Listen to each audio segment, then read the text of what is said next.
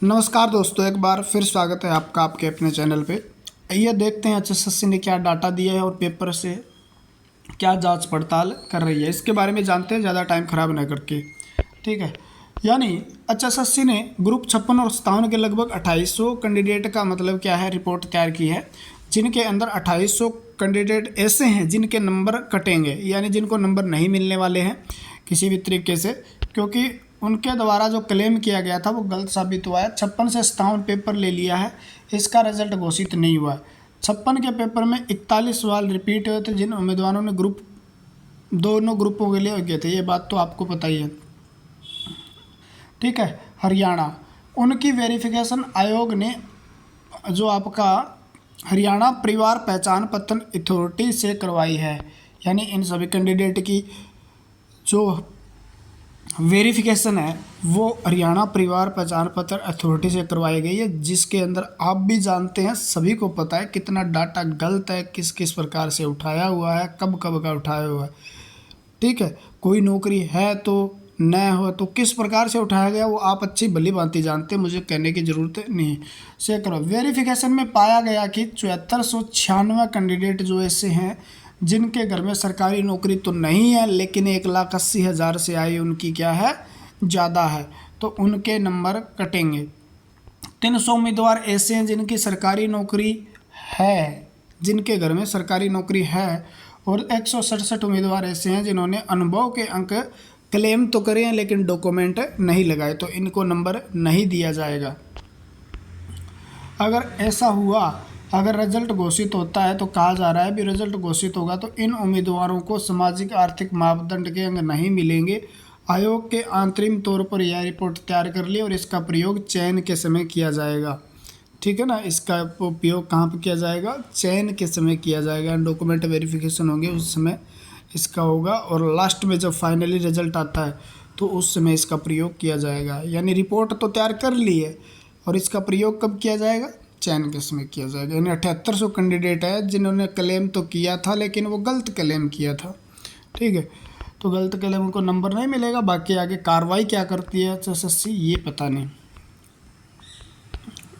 ठीक है, और कार्रवाई को भी ज़्यादा मतलब इतनी डरने की बात नहीं है, क्योंकि पी कई बार मिसमैच हो जाता है तो अपना मतलब पक्ष रख सकते हैं, आगे की आगे चलेगी।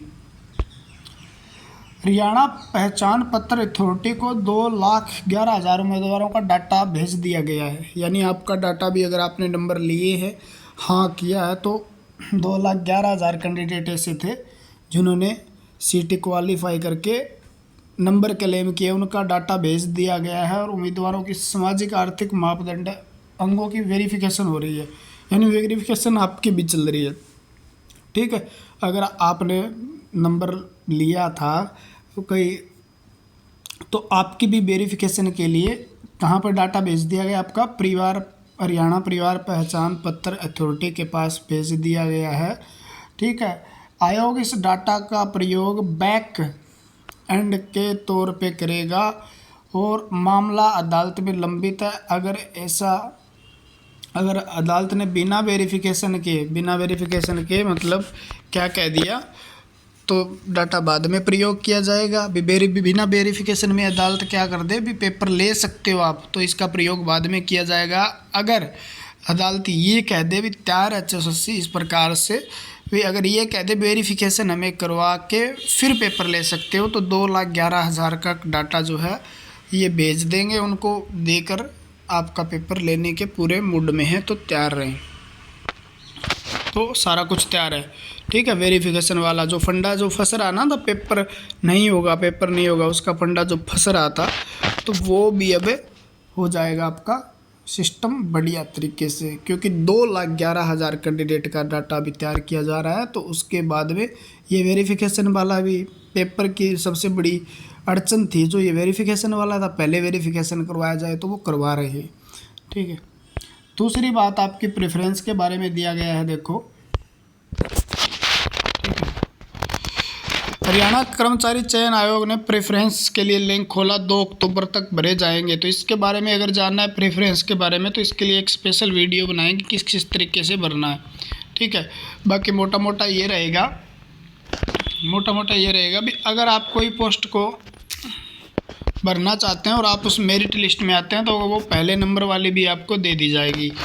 यानी यहाँ पर सीधा सीधा कह रहा है भी जैसे एक्साइज इंस्पेक्टर है, सहकारिता इंस्पेक्टर है, फूड सप्लाई इंस्पेक्टर पद के लिए योग्य हैं तो उम्मीदवार इन पदों के सामने 1 नंबर, 2 नंबर, 3 नंबर भरना होगा। यानी आपके सामने जैसे ही पोर्टल खुलेगा, पोर्टल में जैसे ग्रुप डी में किसी ने भरा होगा पीछे तो उस तरीके से, या अभी किसी ने भरा होगा तो उस तरीके से पोर्टल खुलेगा, उसके अंदर नंबर दिए होंगे। जैसे आपने जैसे 22 नंबर ग्रुप पे क्लिक किया तो क्लिक करते ही क्या होगा, उसके अंदर नंबर ये खुलेंगे भी आप इस पोस्ट के लिए एलिजिबल है और इस पोस्ट के लिए आप एलिजिबल है तो ये पोस्ट सामने आ जाएंगे। जो जो पोस्ट हैं उस ग्रुप के अंदर है तो उसके आपको नंबर देना पड़ेगा। अभी 1 नंबर जिस पे देना है उस पे 1 नंबर लिखना पड़ेगा। अगर आप 2 पर उस पोस्ट को चाहते हो तो 2 लिखना पड़ेगा, 3 पे चाहते हो तो 3 लिखना पड़ेगा, 4 पे चाहते हो तो 4 लिखना पड़ेगा।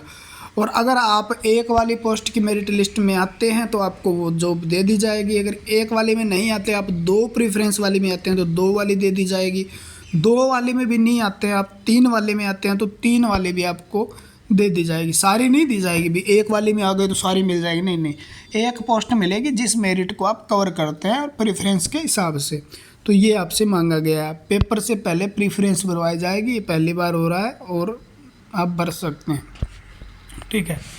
तो इसका मतलब ये है भी घबराओ नहीं, पेपर सभी का होगा और टेंशन लेने की ज़रूरत नहीं है। रेगुलर तैयारी रखो, कंटिन्यू रहो और बढ़िया तरीके से पढ़ते रहो, ठीक है। तो आज की यही अपडेट थी और प्रेफरेंस के बारे में एक स्पेशल वीडियो बनाएंगे भी किस किस तरीके से भरना स्टेप बाय स्टेप। तो थोड़ा सा वेट कर लीजिएगा, नहीं तो फिर अपने हिसाब से आप भर सकते हो। आज के लिए फिर इतना ही है, ठीक है। जय हिंद, जय भारत। मिलते हैं अगली वीडियो के साथ। भगवान आपका भला करे, जल्द से जल्द आपको एक प्यारी सी नौकरी दे।